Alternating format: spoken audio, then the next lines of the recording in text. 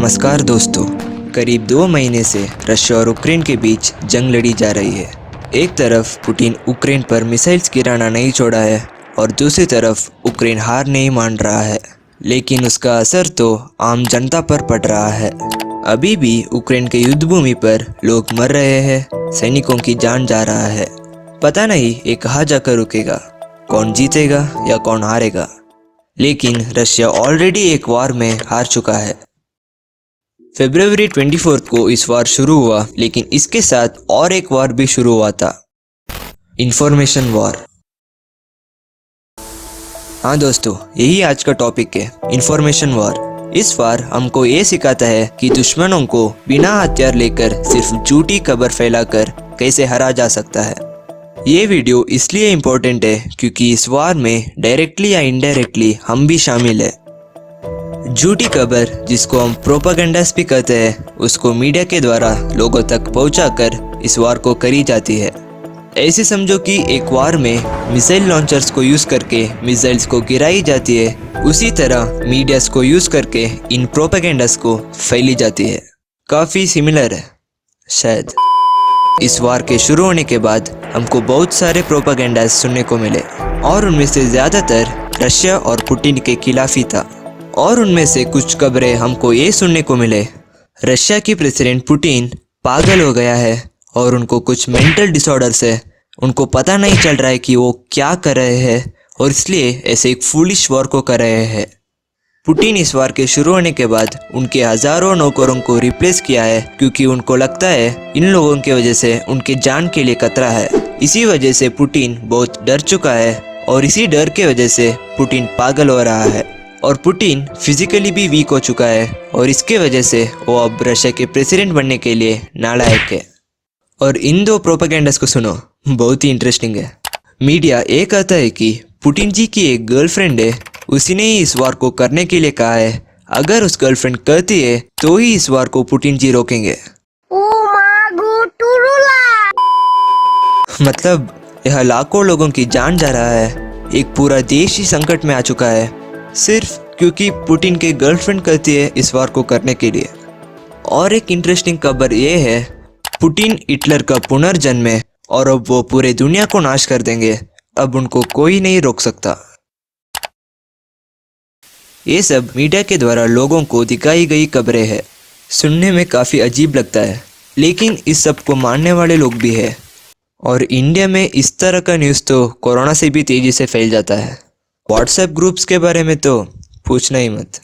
और इस वार के बीच में इंडियन न्यूज़ चैनल्स का तो अलग ही वार चल रहा था। आप बुद्धिमान हो तो आप पूछ सकते हैं कि ये सब बकवास है, इससे किसी को क्या असर पड़ता है। लेकिन दोस्तों, इन्हीं प्रोपेगेंडास पूरे वार की दिशा को ही बदल कर रखा है। इसी के बारे में पूरे डिटेल में जानते हैं, इस वीडियो को एंड तक देखना। आखिर ये सब प्रोपेगेंडास क्यों और कैसे स्प्रेड किया जा रहा है और इससे आम जनता पर कैसे असर पड़ रहा है और इन पर हमारा बहुत ही इनोसेंट देश अमेरिका का क्या रोल है।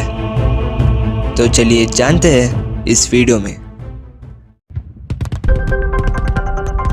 Battle of narratives, an information war. The adversaries are the same. Could Russia still win the information war? We start this hour with the U.S. using intelligence to fight an information war and doing it to Russia for months now, and it's working.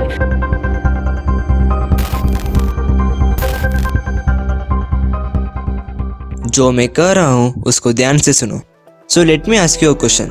आपको कैसे पता है कि Russia और Ukraine के बीच एक वार हो रहा है? आपको कैसे पता है कि इस वार में इतने लोग मर चुके हैं? आज रशिया ने इन जगहों को ऑक्यूपाई किया। क्या क्या डेवलपमेंट हो रहा है इस वार में? और पुतिन हिटलर का पुनर्जन्म है। कैसे पता है ये सब आपको? Because of medias. सिर्फ न्यूज़ चैनल्स ही नहीं, ऑल्सो सोशल मीडियास जैसे Instagram, Facebook, Twitter, YouTube etcetera etcetera. हम इन सब को हर रोज़ देखते हैं और ग्रेजुअली इनसे हमारा ओपिनियन पर इम्पैक्ट पड़ता है। सो लेट मी क्लैरिफाई, जो हम देखते हैं और जो हम सुनते हैं वही हमारा ओपिनियन बनता है और ये काम इन मीडियास करता है। हम जो भी वो दिखाते हैं उस पर भरोसा करते हैं क्योंकि हमारा पास कोई और ऑप्शन ही नहीं है। हम जाकर क्रॉस चेक नहीं कर सकते और वो सब के लिए हमारा पास टाइम भी नहीं है। तो हमको पता नहीं चलता है कि एक इन्फॉर्मेशन कितना फिल्टर्ड होकर आता है। तो मतलब जो भी कुछ इन मीडियाज पर दिखाते हैं वो हमारा ओपिनियन पर इम्पैक्ट पड़ता है। अगर एक व्यक्ति या एक देश इन मीडियाज को कंट्रोल करता है तो इसका मतलब ये है वो पूरे दुनिया के लोगों का ओपिनियन को कंट्रोल करता है, और वो कोई और नहीं, अमेरिका है।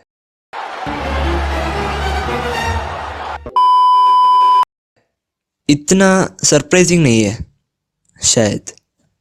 इस वीडियो का मतलब सिर्फ अमेरिका पर दोष डालना नहीं, बल्कि उस दोष को सपोर्ट करते हुए कुछ रीजंस को आपके सामने रखना भी। बस इतना ध्यान में रखो कि मीडियाज कैसे इम्पैक्ट करता है आम जनता के ओपिनियन पर। आगे इस वीडियो के लिए बहुत इंपॉर्टेंट है और रियल लाइफ में भी। तो चलिए इस वार पर आते हैं। If America did this, why and how? 2 major questions. तो पहले ये जानते हैं कि क्यों अमेरिका को ऐसे इंफॉर्मेशन वार ही करना था। चाहे तो डायरेक्टली वार कर सकते थे, वेपन्स तो इतनी पड़ी हुई है। पहले इसके बारे में जानते हैं। हमको पता नहीं है कि इस वार से किसको क्या लाभ हुआ, लेकिन अमेरिका को बहुत लाभ हुआ है। सिर्फ पैसे के मामले में नहीं, बल्कि उसका बड़ा शत्रु रशिया को डैमेज करने में भी।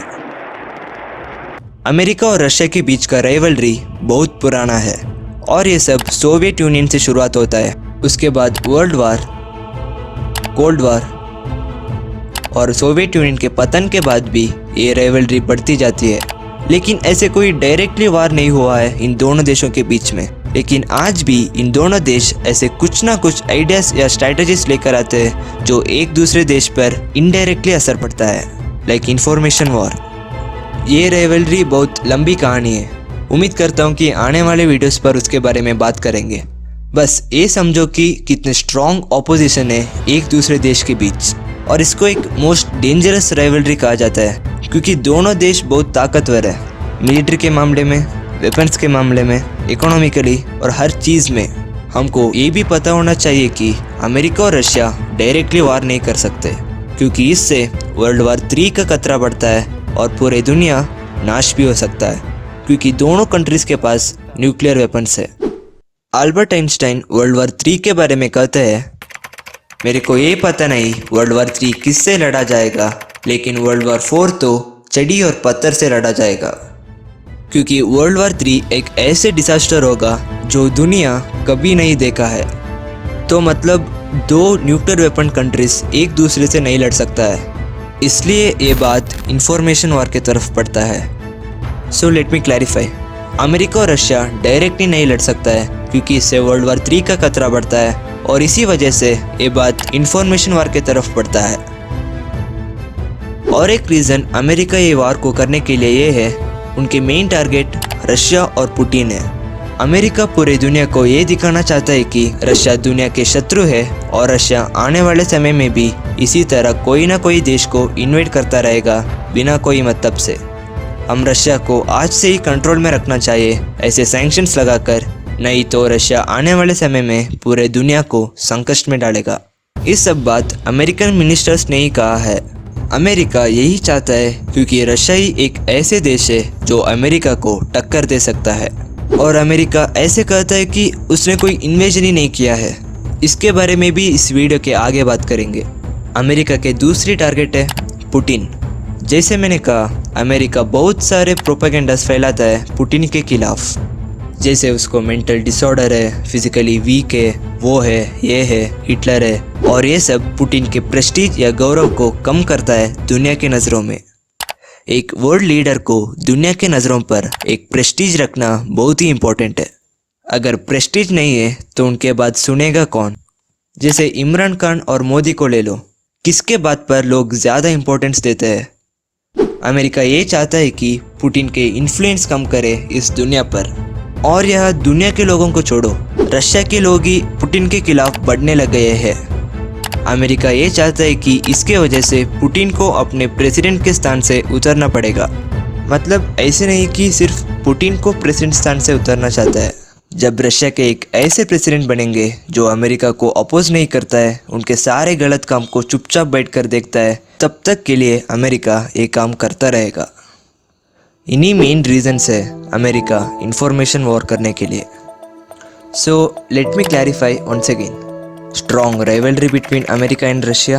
कितना विरोध है दोनों देशों के बीच में, लेकिन फिर भी ऐसे सीधे सीधे वॉर नहीं कर सकते क्योंकि दोनों बहुत पावरफुल कंट्रीज है, इसलिए ऐसे इनडायरेक्ट वॉर करने में लगे हैं। और अमेरिका के टारगेट है रशिया और पुतिन।